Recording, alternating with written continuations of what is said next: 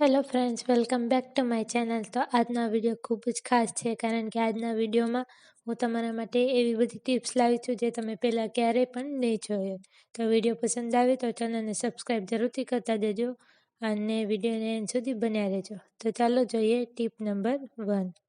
તો આપણે કોઈ પણ જે હાથમાં પહેરવાની ઘડિયાળ હોય અથવા તો દિવાલ પર લગાવવાની જે ઘડિયાળ હોય એના માટે જે આ ટીપ છે તો ઘણી વખત શું થાય છે કે આપણી જે ઘડિયાળ હોય છે એની ઉપર પાણી લાગી જતું હોય છે અથવા તો આપણે જે ઘડિયાળ હોય છે એને હાથમાં પહેરી હોય તો અચાનક નીકળી જવાના કારણે આ જે ઘડિયાળ છે એ પાણીમાં પડી જતી હોય છે અને આ જે ઘડિયાળ છે એ પાણીમાં પડી જવાના કારણે ખરાબ થઈ જતી હોય છે અને આપણે એને દુકાને રિપેર કરવા નાખતા હોઈએ છીએ.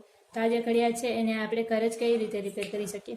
તો આપણે સૌથી પહેલાં શું કરવાનું છે કે જ્યારે પણ જે ઘડિયાળ હોય છે પાણીની અંદર પડી જાય અથવા તો એની ઉપર પાણી લાગી જાય તો આપણે શું કરવાનું છે કે તરત જ આપણે કોઈ પણ જે ચોખા ભરેલું વાસણ હોય છે એ વાસણ લઈ લેવાનું છે અને આ જે ચોખા છે એની અંદર આપણે આવી રીતે ખાડો કરીને જે ઘડિયાળ હોય છે એને આની અંદર મૂકી દેવાની છે અને પછી એની ઉપર આવી રીતે આપણે ચોખા પાથરી દેવાના છે.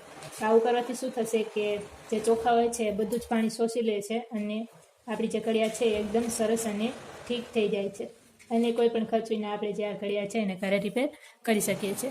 તો આ જે ટીપ છે તમે તમારા ઘરે જરૂરથી યુઝ કરી શકો છો અને આ જે ટીપ છે તમને કેવી લાગી એ પણ મને કોમેન્ટમાં જરૂરથી જણાવજો. તો આની પછીની ટીપ આપણે જોઈએ.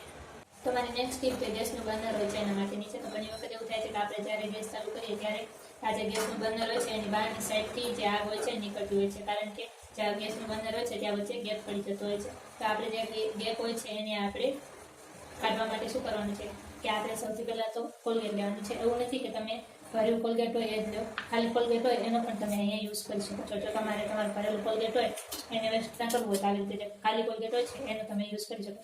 તો આવી રીતે ખાલી કોલગેટ લેવાનું છે અને એની અંદર જે પણ કાંઈ થોડી ઘણી પેસ્ટ વધી હોય આપણે આવી રીતે કાઢી લેવાનું છે અને પછી જે આ ગેસનું બર્નર છે એ આપણે લેવાનું છે અને એની અહીંયા કિનારીની સાઈડ આપણે જે આ કોલગેટ છે એને આવી રીતે લગાવી દેવાની છે.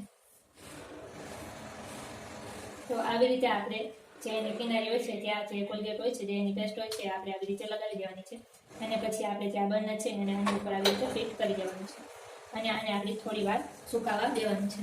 તો થોડી વાર પછી જે આ બર્નર છે એ આની સાથે સારી રીતે ચોંટી જાય પછી આપણે જે ગેસ છે એને ચાલુ કરીને જોઈ લેવાનું છે. જો તમે આવી રીતે જે બર્નર છે એની કિનારીએ કોલગેટ લગાવીને પછી ગેસ ચાલુ કરશો તો એની કિનારીએ જે આગ નીકળતી હતી એ નીકળશે નહીં અને તમારો જે ગેસ છે એ ખૂબ જ સારી રીતે ચાલુ થઈ જશે. તો આ જે ટીપ છે એ પણ તમને કેવી લાગી મને કોમેન્ટમાં જરૂરથી જણાવજો. તો આની પછીની ટીપ આપણે જોઈએ.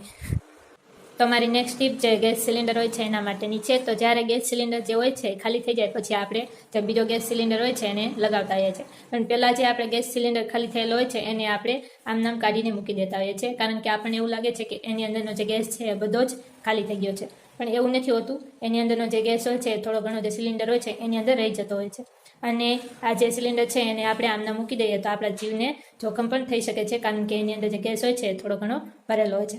તો આપણે જે ગેસ હોય છે એને આપણે ચકાસવા માટે આપણે શું કરવાનું છે કે આપણે કોઈ પણ જે આદુનો ટુકડો હોય છે આદુનો ટુકડો લઈ લેવાનો છે અને પછી જે આ રેગ્યુલેટર છે એ આપણે કાઢી લેવાનું છે. અહીંયા હું નથી કાઢતી કારણ કે મને પાછું આને ફિટ કરતા નથી ફાવતું તો હું આમ નામ તમને સેમ્પલ તરીકે હું તમને દેખાડું છું.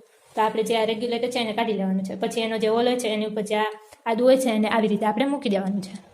પછી આપણે 10-15 મિનિટ પછી જે આદુ છે એને પાછું ઉઠાવીને આપણે જોવાનું છે તો એનો જે નીચેનો ભાગ હોય છે એનો જે કલર છે એ બદલાઈ જાય છે. જો આદુનો કલર બદલાઈ જાય તો આપણે એમ સમજી લેવાનું કે આ જે ગેસ સિલિન્ડર છે એની અંદર થોડો ઘણો ગેસ છે અને જો ન બદલાય તો આપણે એમ સમજી લેવાનું કે એની અંદર ગેસ નથી. તો આવી રીતે આપણે ગેસ સિલિન્ડરની અંદરનો જે ગેસ છે એને ચકાસી શકીએ છીએ. તો આ જે ટીપ છે એ પણ તમને કેવી લાગી એ મને કોમેન્ટમાં જરૂરથી જણાવજો અને જો પસંદ આવી હોય તો ચેનલને સબસ્ક્રાઈબ જરૂરથી કરતા જજો. તો આની પછીની ટીપ આપણે જોઈએ. તો મારી સૌથી છેલ્લી ટીપ જે જીન્સ હોય છે એના માટેની છે. તો ઘણી વખત એવું થાય છે કે આપણું જે જીન્સ હોય છે એની જે ચેન હોય છે ઘણી વખત ફિટ નથી થતી. તો આપણે શું કરવાનું છે કે આપણે કોઈ પણ જે નકામો સાબુનો ટુકડો હોય છે એ આપણે લેવાનો છે અને એને આપણે જે આપણી ચેન હોય છે તે આવી રીતે ઘસી દેવાનો છે. આવી રીતે બંને સાઈડ આપણે ઘસી નાખવાનું છે જેથી કરીને આપણી જે ચેન જે છે એ ખરાબ થઈ ગયો એ એકદમ સારી થઈ જાય. તો આવી રીતે આપણે જે સાબુ છે એને લગાવી દેવાનું છે અને પછી તમે ચેન ફિટ કરીને જોશો તો એકદમ સારી થઈ જશે આવી રીતે. અને આ જે જીન્સ છે એમાં પણ હું તમને એક બીજી ટીપ જાણવા માગું છું. તો આપણે જે જીન્સનો જે આવી રીતે જાડો ભાગ હોય છે ત્યાં ઘણી વખત સિલાઈ નીકળી જતી હોય છે અને આપણે જે મશીન હોય છે સિલાઈ મશીન એમાં આપણે સિલાઈ કરવા આપણે આ જીન્સને નાખીએ તો એ જે સિલાઈ મશીન છે એ આની ઉપર ચાલતું નથી અને જે સિલાઈ મશીનની જે સોય હોય છે એ પણ જ્યાં જાડું કાપડ હોવાના કારણે તૂટી જાય છે. તો ત્યાં પણ આપણે જ્યાં સિલાઈ નીકળી ગઈ હોય ત્યાં આપણે કોઈ પણ જે સાબુનો ટુકડો હોય એને આવી રીતે ઘસી લેવાનો છે અને પછી આપણે જે સિલાઈ મશીન છે ત્યાં પિન્સ રાખીને આપણે સિલાઈ કરી દેવાની છે. તો આ સાબુ લગાવવાના કારણે જે આ ભાગ હોય છે એકદમ સોફ્ટ થઈ જાય છે અને એના કારણે જે સિલાઈ મશીન છે આની ઉપર સારી રીતે ચાલે છે અને જે સૂઈ હોય છે એ પણ તૂટતી નથી. તો આજનો વિડીયો તમને પસંદ આવ્યો હોય તો વિડીયોને શેર જરૂરથી કરતા જજો અને ચેનલ પર નવા આવે તો ચેનલને સબસ્ક્રાઈબ જરૂરથી કરતા જજો અને જોતા રહેજો બ્લોગ દિવ્યાને. તો કાલે પણ આપણે મળીશું આવી ટિપ્સ સાથે.